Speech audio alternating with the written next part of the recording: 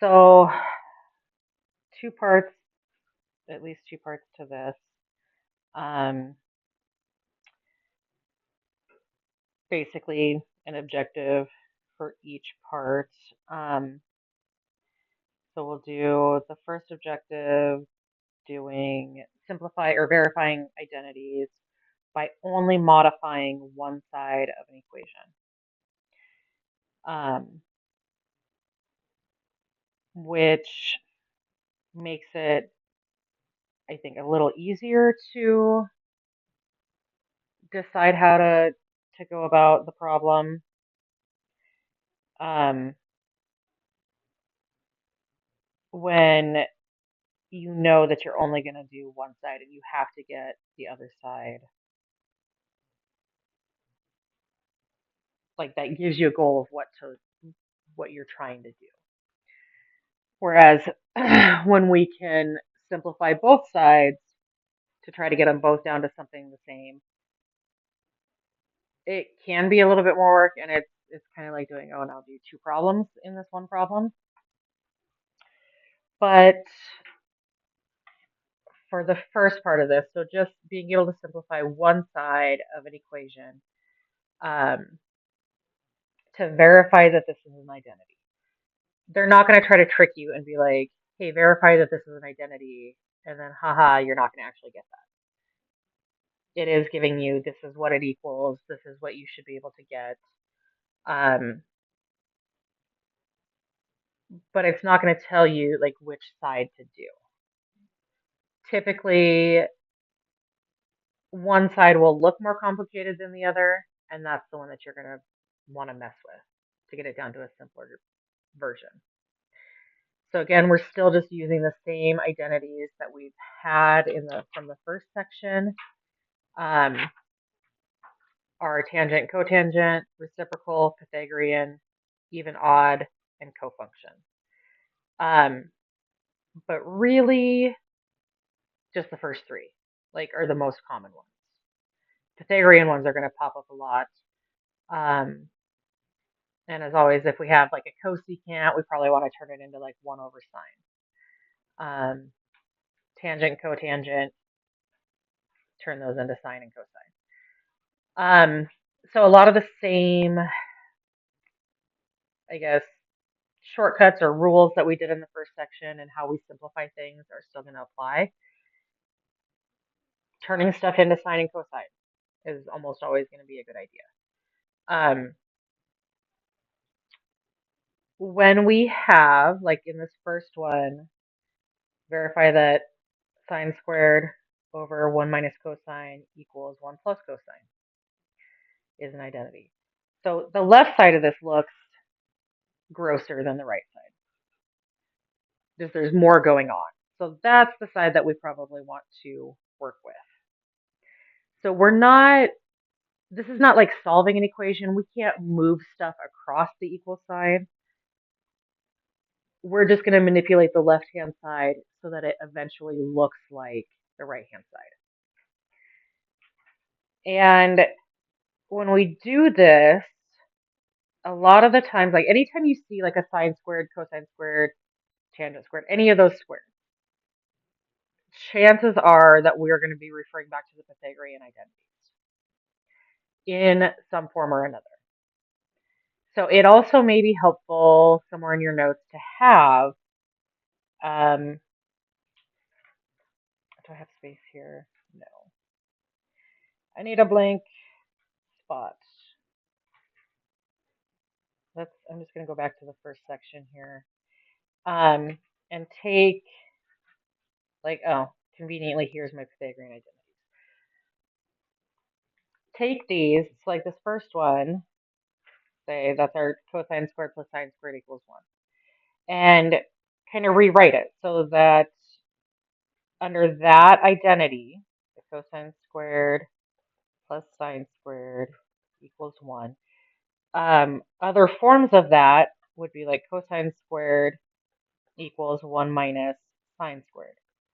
So I know anytime I see a cosine squared, I can replace that with 1 minus sine squared because that's still part of the Pythagorean identity. It's just a different version of it. Okay, or if I have a sine squared somewhere, that is the same as 1 minus cosine squared. Yeah, anywhere you have space, so that when we see these things, we can just substitute them in there, rather than like it's rather than like having to like rediscover the wheel every time. Yes. So does it have to be squared for like? Yes. Yes. And then so like in the other ones also, okay, so we have like 1 plus tangent squared equals secant squared. We could also rewrite this as, okay, so like tangent squared equals secant squared minus 1. Or 1 equals secant squared minus tangent squared. Like we just have different ways to be able to write this that are still maintaining that same relationship. With the cotangent and cosecant, I think we could rewrite this. So cotangent squared equals cosecant squared minus 1, or 1 equals cosecant squared minus cotangent squared.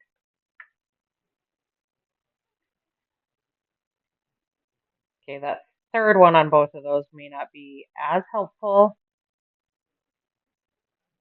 but it might be. I don't know. I do know that we will run into these three versions a lot. That will end up, anytime we see a sine squared, you're going to want to substitute in a 1 minus cosine squared, and vice versa. Also, with verifying identities, there's going to be a lot of factoring things. Namely, factoring things that are differences of squares. Kind of. Where we had like the one that I drew on the board yesterday, we had like x squared minus xy. Is that what I have on there? Yeah. So where we could factor out a common term. We're also going to have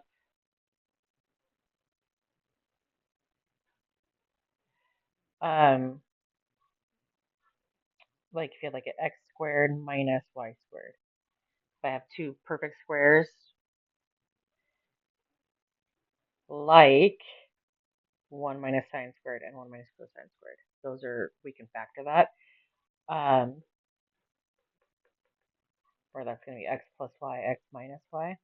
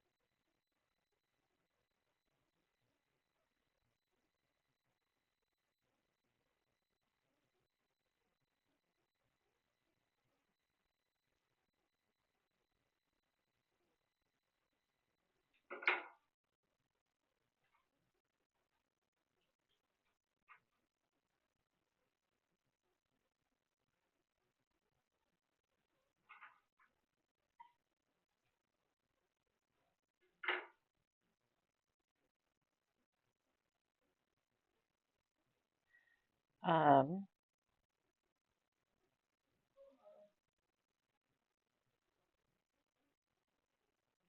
just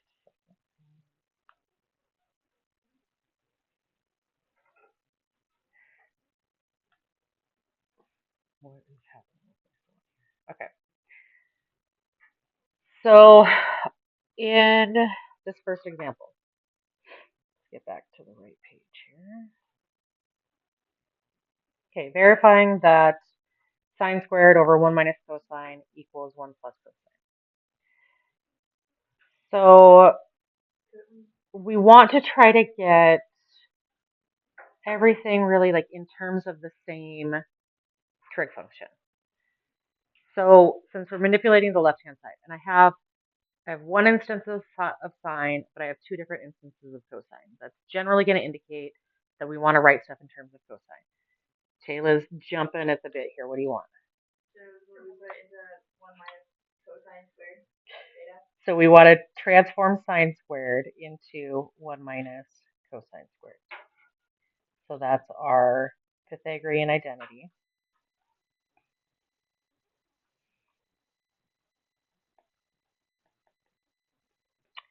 And so it seems tedious, but as we're writing this, we're going to continue bringing down the right side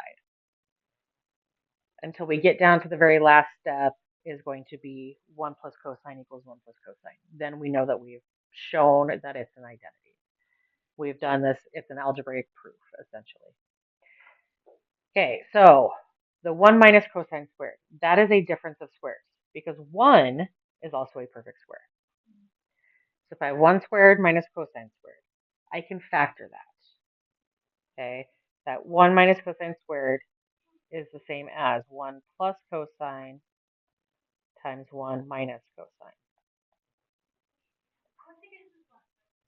over 1 minus cosine.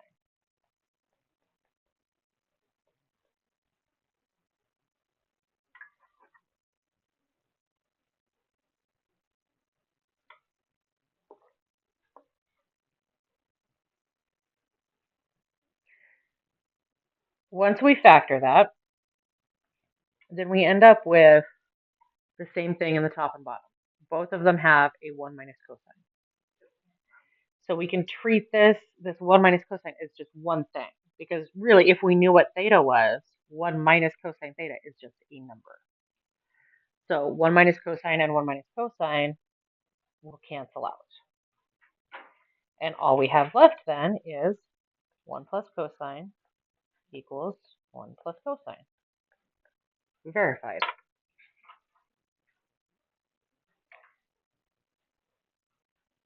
Okay, so at this stage, we're not touching the right side. We're not switching anything there. We're not moving anything across the equal sign. When we're verifying identities, we have to treat each side of the equation kind of as its own thing. We can't cross the barrier.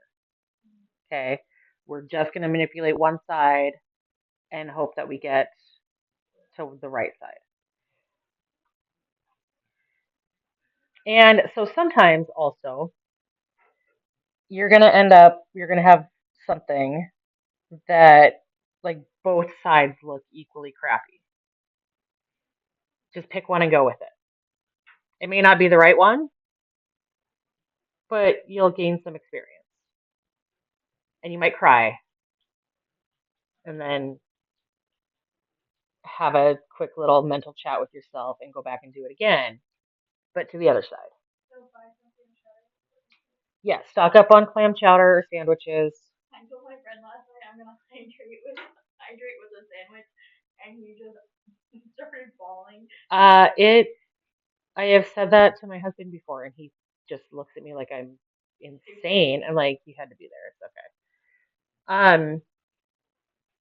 So yeah, if you start out and like, oh yeah, this one I'm gonna do the left side of this, and then you start doing stuff and you're really not getting anywhere, give up, go back, try it on the other side. If you don't get anywhere with that one, there's only so much giving up and going back and starting over you can do. Like move on to another problem, and then go back and see if, because sometimes in the course of doing another problem, you're like, oh, I had this thing, maybe I can do that over here. If you get through the whole assignment and you still have this trail of wreckage behind you that hasn't resolved itself, then it's probably okay to cry on the outside. Otherwise, do it on the inside. No. Oh, you heard about that? So, it's okay to cry on the outside. She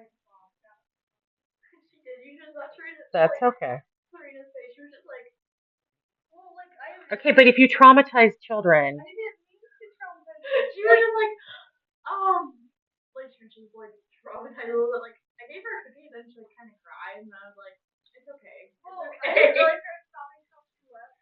Like it was weird. Like, you know that stopping you do like when you're alone and kind of that day. Yeah. It was like that, but like in the classroom, and Shamrock's just cackling at me.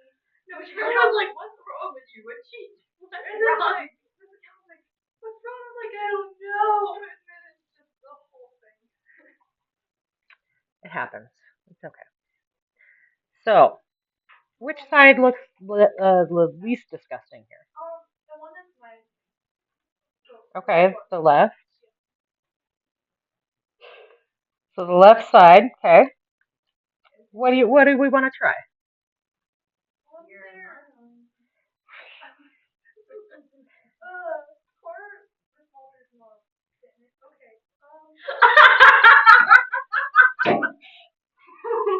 Okay. How about we leave my mom out of it for a while?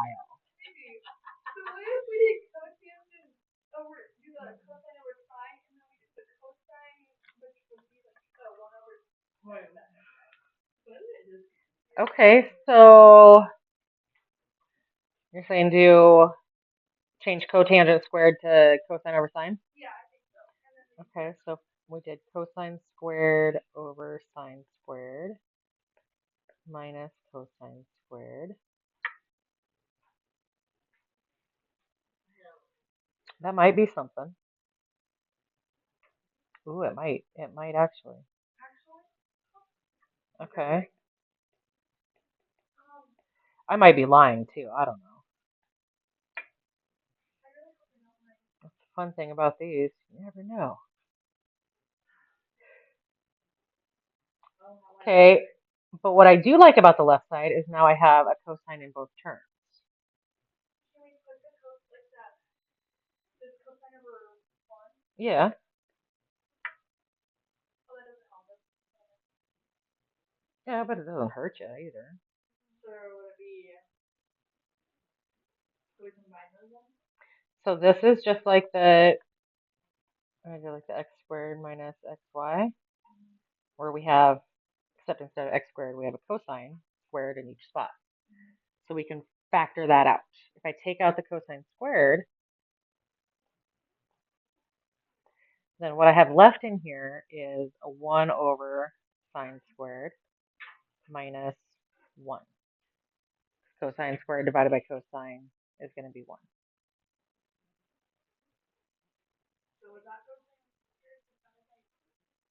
So for factoring that cosine squared out, what we're doing is dividing it from each term and just putting it on the outside. Oh, okay. Another way maybe to think of it would be like if you had, I don't know, 4x minus 2y. So like each of those has a 2. If I divide the 2 out of there, then what I have left is 2x minus y. Right? So would that kind of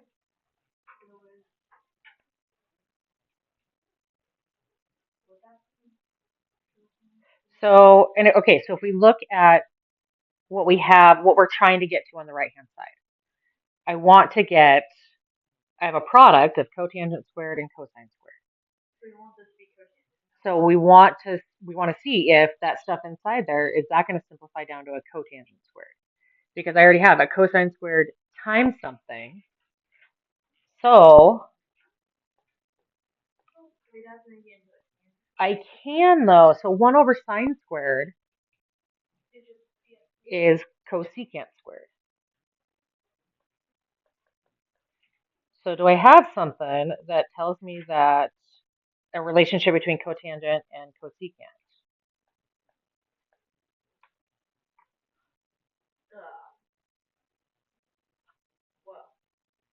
Well, yes, yes. So we do have right here that cotangent squared is cosecant squared minus 1, which conveniently we have. Oh, cool. Oh, whoops, what am I doing? Get back here. Okay, so we can replace this So cosine squared times cotangent squared equals cotangent squared times cosine squared. And then there is one more step because it doesn't look exactly the same. Oh, that's so dumb. But commutative property says that I can switch the order in which we multiply so that it looks exactly the same as the right-hand side. You know, I kind of forget about all these properties until you say that out loud. I mean, and we do them all the time. We don't really think about it. Yeah. And it's like, you know, if you could think back to like geometry, when we had to do proofs and we had to provide the reasons for it. This is very similar to doing a geometric proof. We're just like providing the reasons in our brains. We don't have to write them out, but we still have to have those reasons. And those reasons are the identities. We can substitute cotangent squared for cosecant squared minus 1 because the Pythagorean identity for that exists. I mean, you might not be wrong. Okay. Some of them, I think you do have a multiple choice. I can't remember. No, maybe not. But I would bet that this is going to show up on the quiz, something like this, where we have an expression, and then is it equal to, it's something in here. Okay, so this is kind of like verifying where we have the right-hand side. We have this list of options for what we should get. And we want to decide which one of these is going to be our option.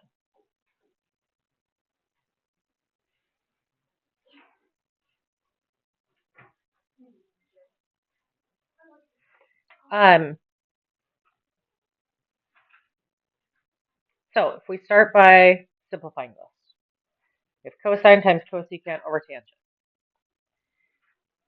what would you like to start with? Well,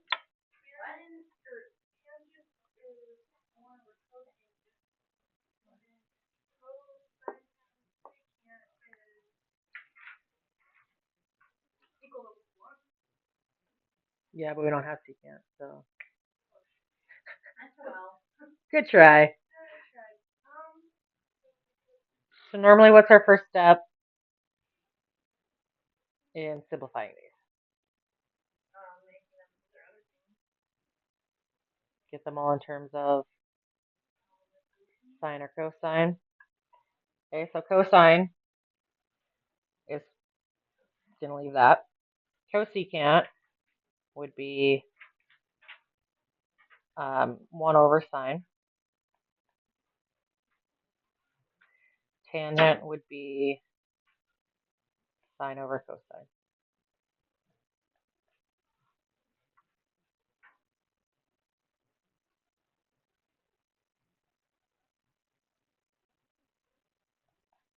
So I'd say on the top, that cosine times 1 over sine, that's going to be cosine over sine.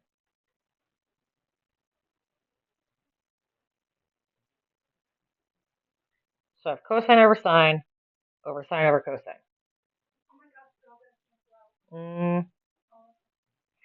Dividing by a fraction means we are multiplying by the reciprocal. So instead of dividing by sine over cosine, I'm going to change this to multiplication, and we're going to swap those. So it'd be times cosine over sine.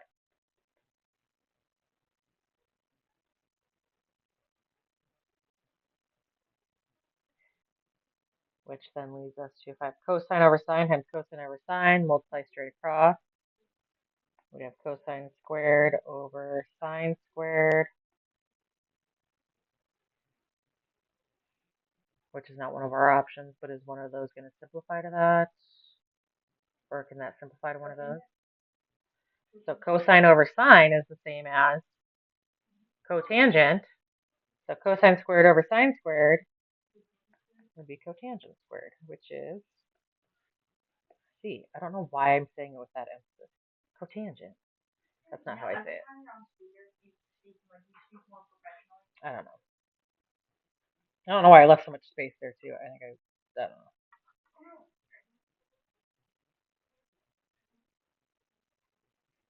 Oh god, dang it! I'm gonna have purple marker on my face and my recruiter comes in.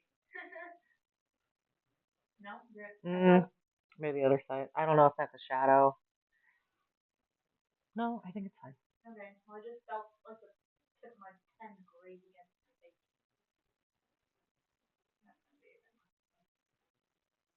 I'm just like staring at you.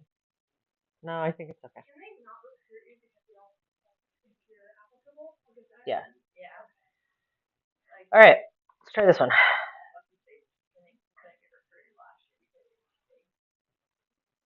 Oh yeah. So tangent squared times cotangent squared minus cosine squared. It's going to be one of these.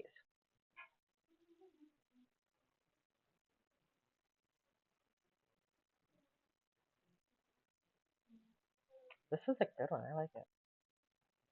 Is it hard? Yeah. Yippee.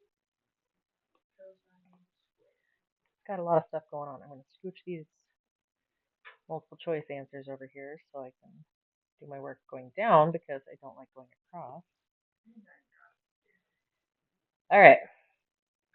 What do you want to start with?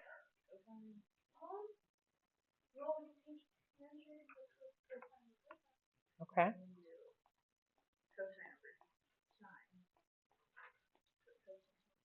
Okay.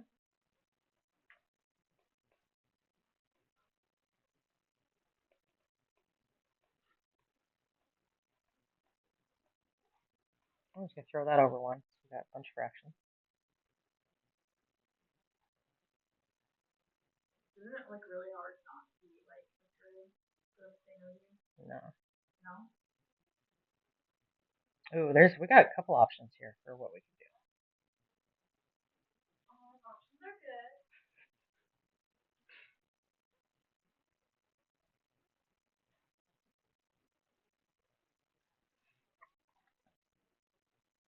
We could factor or we could distribute.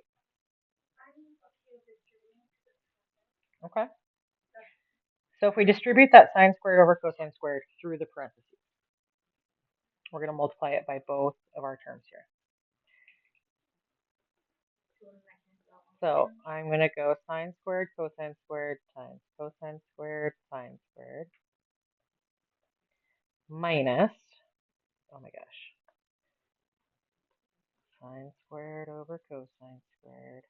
Oh my gosh, I'm getting carried away here. 2, there we go, times cosine squared over 1. And so also on these, I tend to show way more work than is probably necessary, but it also helps me to go back and look at it and remember just what the heck I did. So, because if I were to just do this in my head, oh, I can simplify sine squared over cosine squared times cosine squared over sine squared, that's going to be 1.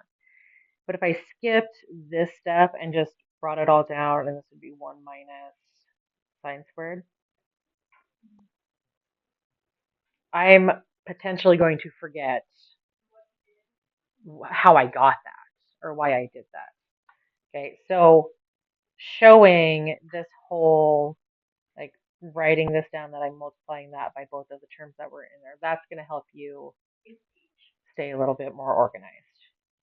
So yeah, they simplify here. Our sine squareds cancel out, cosine squareds cancel out. That gives us just 1. In the second one, cosine squareds cancel out. It leaves the sine squared. And then Pythagorean identity, rearranged on the first page. 1 minus sine squared simplifies down to cosine squared, which is, in fact, h.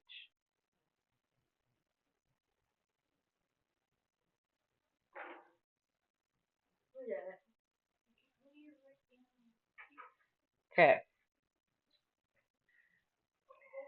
So try that last one. All on your lonesome. does. It's fun. And then we can get started on the homework. You can. I don't need to do it. I'm probably gonna because it's fun. But I'm sorry. I think it's really cool. You have fun with that. rude. That look on your face is like, okay, nerd.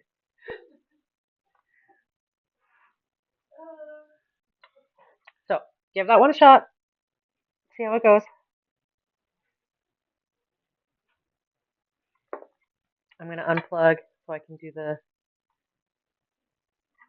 work for Liz, and then I can stop the recording. Oh, did you? Yeah, I was writing it down.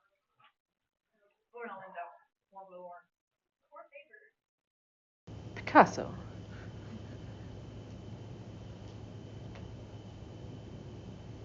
It is really cold in here. What? It's cold. I like this big hoodie. I'm not usually cold, but I might put my sweatshirt on. Okay, good? Yeah. All right. Well, she's gonna show us how to do it. I'm gonna do the answer in here, but I'm gonna She's gonna make get us it do it by done so herself. that I can just stop the recording.